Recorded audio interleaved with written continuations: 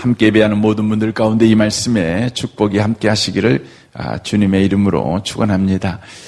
시편 146편부터 150편은 할렐루야라고 시작하고 마치는 할렐루야 시입니다. 그런데 시편 146편은 나의 생전에, 나의 평생에 이렇게 계속해서 내가 주님을 찬양하는 것으로 되어져 있습니다. 그래서 시편 146편은 개인적인 찬양의 바로 예배시다, 이렇게 말씀을 드릴 수가 있는데, 오늘 본문부터 150편까지는 우리라는 말로 그렇게 나오고 있는 것을 보게 됩니다. 그래서 1절에 할렐루야 우리 하나님을 찬양하는 일이 선함이여 라고 고백하고 있습니다.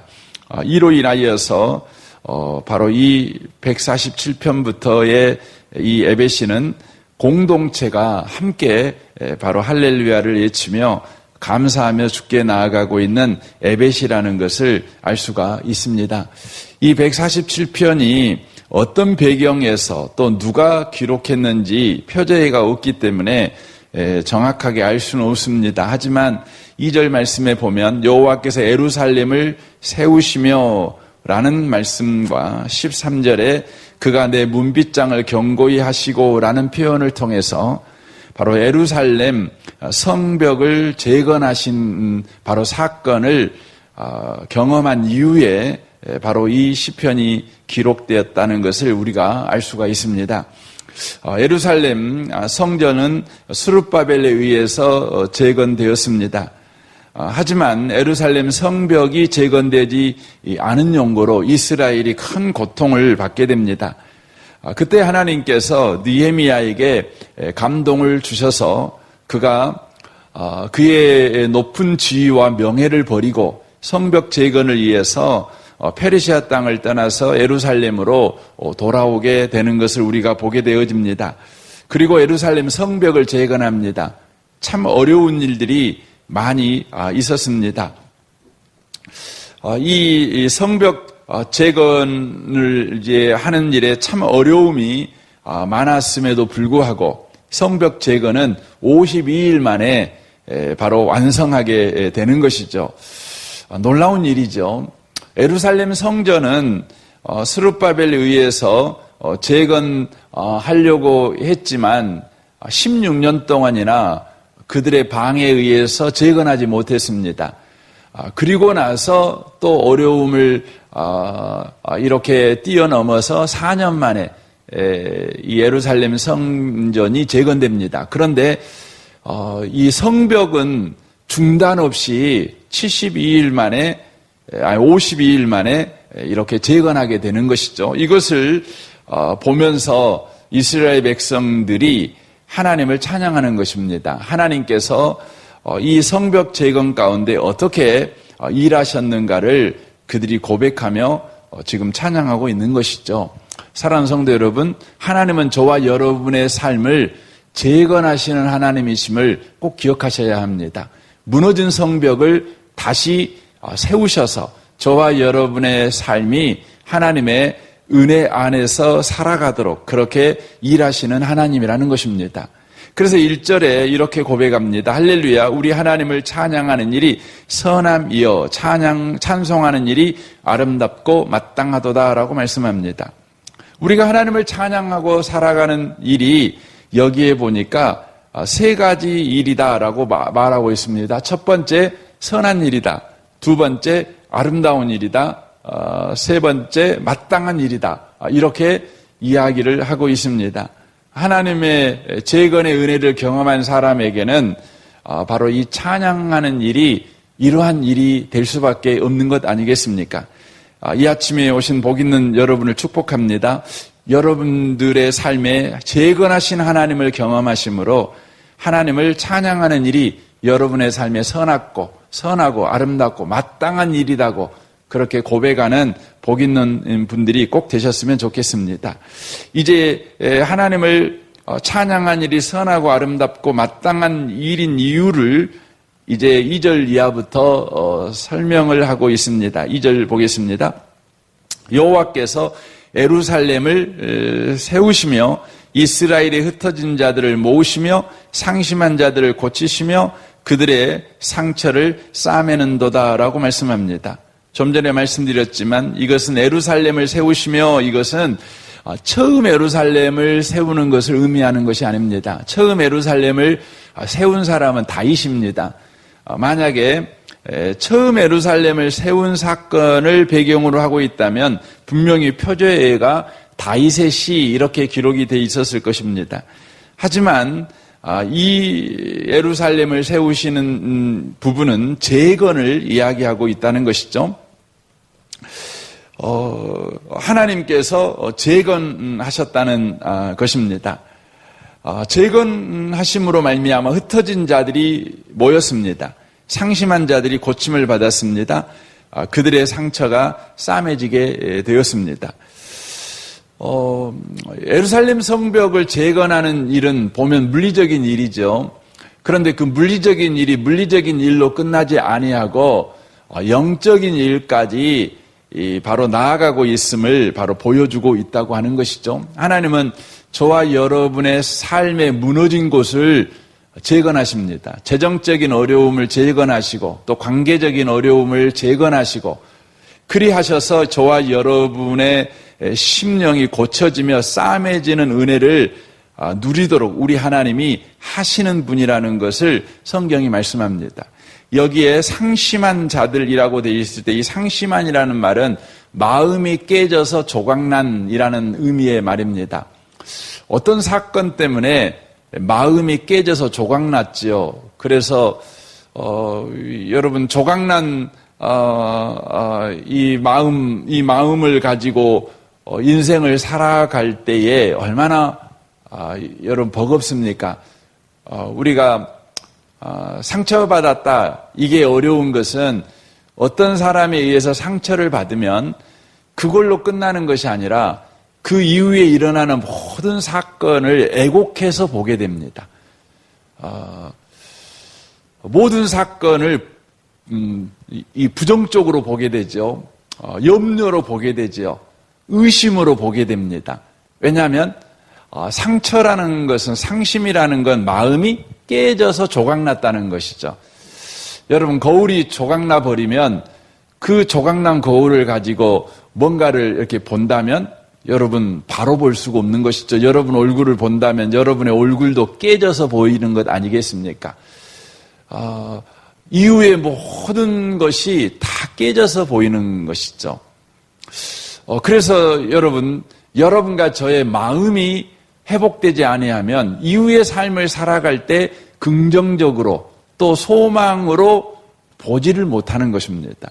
그런데 우리 하나님께서는 저와 여러분의 삶 가운데 바로 깨어진 것을 재건하셔서 이 조각조각 난 것을 다 붙이시고 그리고 온전하게 회복시켜서 저와 여러분들이 바로 정상적으로 또 바르게 소망 가운데 여러분의 남은 인생을 바라보도록 일하시는 분이라는 것입니다. 혹시 여러분 마음에 지금 깨어져서 여러분에게 일어나는 어떤 것들에 대해서 애곡해서 보고 계십니까? 그러면 여러분 주님 앞에 나아가서 주의 은혜를 구하시면 좋겠습니다. 성경 이사야 42장 2절에 보면 이렇게 말하죠. 그는 외치지 아니하며 목소리를 높이지 아니하며 그 소리를 거리에 들리지 않게 하시며 상한 갈대를 꺾지 아니하며 꺼져가는 등불을 끄지 아니하고 진실로 정의를 시행할 것이며 그는 쇠하지 아니하며 낙담하지 아니하며 세상의 정의를 세우기에 이르리니 섬들이 그 교훈을 앙망하리라 그렇게 말씀합니다. 이게 무슨 말입니까? 그는 예수님을 말씀합니다. 예수님은 저와 여러분의 조각난 이 심령을 고치십니다. 상한 갈대 같은 저와 여러분을 꺾어버리지 아니하시고 또 꺼져가는 등불 같은 우리를 꺼버리지 아니하시고 저와 여러분을 반듯하게 세우십니다. 근데 세우실 때 우리 하나님이 예수님이 어떻게 하시냐? 예수님께서 목소리를 높이시고 그냥 야단치시고 우리 인생에 들어오셔가지고 우리를 공격하고 정죄하고 그렇게 살아서 되겠니 하면서 우리를 무시하고 그렇게 함으로 하는 것이 아니라 주님께서 소리를 높이지 않습니다. 부드러운 심령으로 이것을 잘 보여주고 있는 현장이 어디냐면 십자가지요. 십자가. 여러분 십자가에서 예수님께서 양손에 못이 박히고 머리에 가시관을 쓰시고 옆구리에 창이 박히죠. 왜 그러십니까? 누가 그렇게 한 것입니까? 그것은 여러분 상처받은 사람들이 한 것입니다. 자기의 상처를 예수님에게 전가시키는 것입니다. 그래서 여러분 예수님의 십자가의 모습을 보면 저와 여러분이 어떤 상처를 가진 인생인지를 알 수가 있어요. 우리는 양손에 못이 박힌 자들이거든요. 머리에 가시관이 씌어진 자고 옆구리에 창이 박힌 자들이거든요. 사람들에게 침뱉음을 당하고 또 무시를 당하고 옷이 벗겨져서 참 부끄러움을 당하는 것이 여러분 죄인된 저와 여러분입니다. 저와 여러분은 이런 상처, 이런 몰골로 인생을 살아가고 있는 사람이었고 또 살아가야 될 사람이었습니다. 그런데 바로 상처받은 내가 내 상처를 예수님에게 전가시켜버리는 것이죠. 이게 십자가입니다. 그래서 여러분 십자가에 못 박히신 예수님을 보면서 여러분의 상처가 예수님에게 전가되었다는 걸 여러분 보시면 됩니다. 내가 저 상처를 가지고 있었지. 내가 저런 인생을 살아갔고 또 저런 인생을 살아가야 될 사람이었지. 참 부끄러운 사람이었고 그런 사람이었지. 그런데 예수님께서 친히 내 상처를 전가받으심으로 친히 담당하심으로 십자가에서 죽으셔서 내 상처를 치료하셨지. 여러분 이것을 놓치면 안 되는 것입니다. 그래서 우리는 하나님을 찬양하는 것입니다. 그것이 선하며 아름다우며 마땅한 것이라고 하는 것입니다. 4절 5절 보십시오. 그가 별들의 수호를 세시고 그것들을 다 이름대로 부르시는도다. 우리 주는 위대하시며 능력이 많으시며 그의 지혜가 무궁하시도다라고 말씀합니다. 하나님을 찬양해야 될 이유를 또 말씀하고 있는 것이죠. 바로 그것은 하나님께서 별들의 숫자를 세시고 그 이름을 부르시는도다라고 말씀하고 있습니다. 여러분 우주의 크기를 아는 사람은 아무도 없습니다. 천문학자들은 우주 안에 약 1천억 개의 은하계가 존재한답니다. 은하계가 존재한다는 거죠. 1천억 개의 은하계가 존재한다는 것이죠. 그리고 그 은하계 속에 별들이 약 1,000개씩 있다는 것입니다. 어마어마하죠. 그러니까 뭐 1천억 곱하기 1천억 그러면 여러분 뭐가 나옵니까? 숫자도 잘 모르겠습니다. 그만큼 어마어마하죠. 그런데 하나님께서 그 별들의 숫자를 다 아시고 그 이름을 다 아신다는 것입니다. 왜 그럴까요? 두 가지 이유 때문에 그렇죠. 하나님께서 창조하셨고 하나님이 지금도 돌보시기 때문에 그렇습니다. 여기에 나온 별은 무엇을 지금 보여주고 있냐면 저와 여러분을 보여주고 있는 겁니다. 여러분 기억하십시오. 저와 여러분은 별입니다. 하나님이 저와 여러분을 스타로 창조하셨다는 걸 기억하셔야 합니다. 별이 스타 아닙니까? 그래서 이것을 빌립보서에서는 뭐라고 표현합니까? 명품이라고 표현합니다. 하나님은 저와 여러분을 명품으로 창조하셨어요. 예. 놀랍죠? 사랑하는 성도 여러분, 여러분은 스타의 인생인 것을 기억하셔야 합니다. 별 같은 인생인 것을 기억하셔야 합니다. 그래서 별이 빛나는 밤, 그것이 저와 여러분의 인생이라는 것을 기억하셔야 합니다. 이런 인생을 살아내게 하시기 위해서 주님이 무슨 일 하시냐? 두 가지 일 하시죠. 우리를 별로 창조하셨고 더 나아가 저와 여러분을 바로 부르십니다. 별로 부르십니다. 하나님이 부르신다는 것은 하나님이 돌보신다는 걸 말하는 것 아니겠습니까? 주님은 여러분과 저의 이름을 아시고 저의 이름을 부르십니다. 그러므로 여러분과 제가 우리 김춘수 시라는 시인이 그런 시 지었지 않습니까? 그가 내 이름을 불러주니까 내가 비로소 꽃이 됐다는 거 아닙니까? 주님이 내 이름을 불러주니까 내가 비로소 내가 된 것입니다. 별이 된 것입니다. 성경 이사야 51장 2절에 보면 아브라함을 하나님이 부르셨다고 말씀합니다. 이렇게 돼 있죠. 너의 조상 아브라함과 너를 낳은 사라를 생각하여 보라. 아브라함이 혼자 있을 때 내가 그를 부르고 그에게 복을 주어 창성하게 하였느니라 라고 돼 있습니다. 아브라함이 혼자 있을 때 하나님이 그를 불렀대요. 여기서 혼자 있다는 말은 어떤 의미의 말입니까? 바로 그것은 쓸모없는 존재였다는 거예요.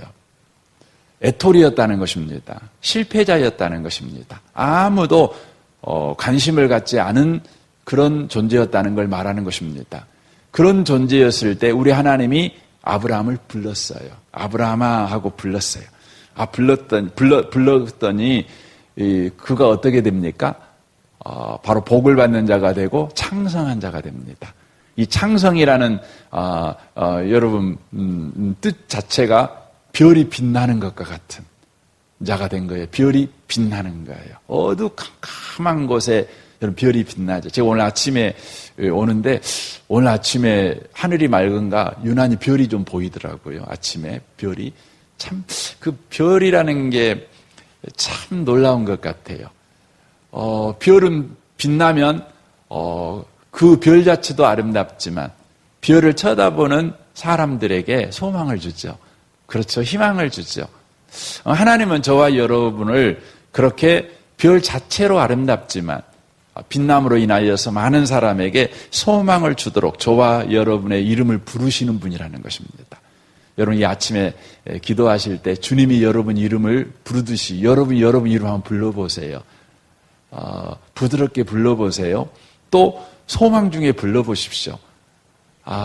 여러분이 요즘 의기소침해 있고 답답해 있고 여러분이 지금 빛을 잃어버린 별같이 여러분 스스로가 나는 아무것도 아니야 이렇게 생각하고 있다면 여러분 이 아침에 주님이 여러분의 이름을 부르고 있음을 기억하고 여러분이 여러분 이름을 한번 불러보십시오. 믿음으로 불러보십시오.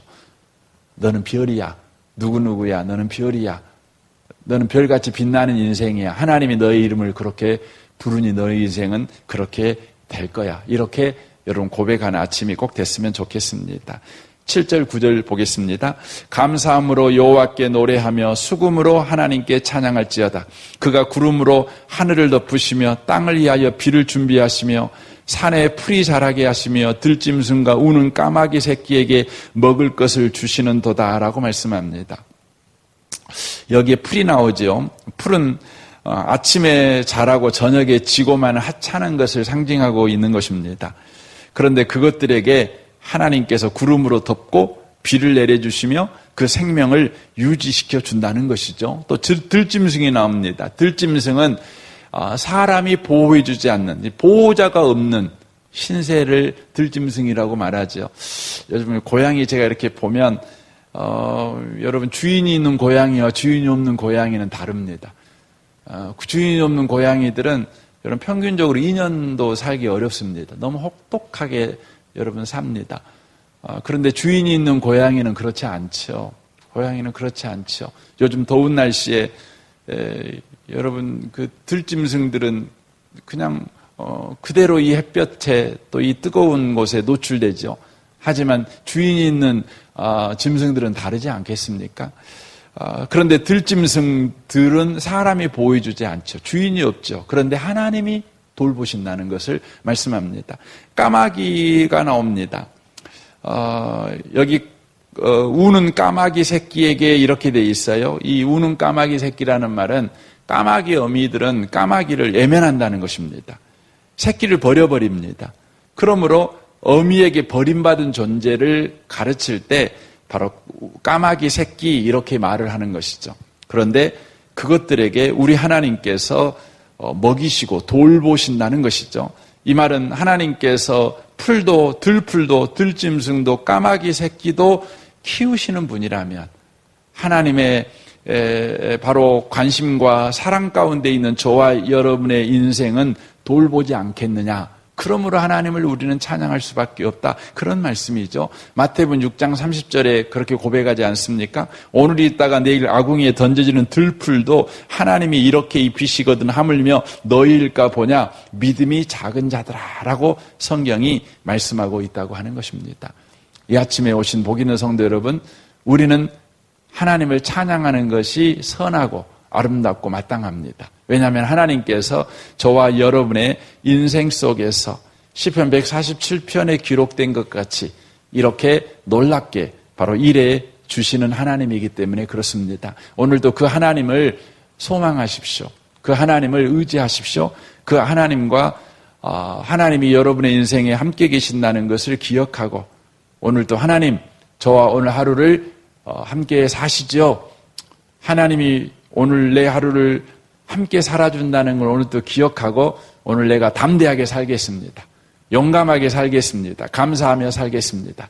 그렇게 고백하는 복 있는 분들이 다 되시기를 주님의 이름으로 축원합니다. 아멘. 우리 같이 기도하겠습니다.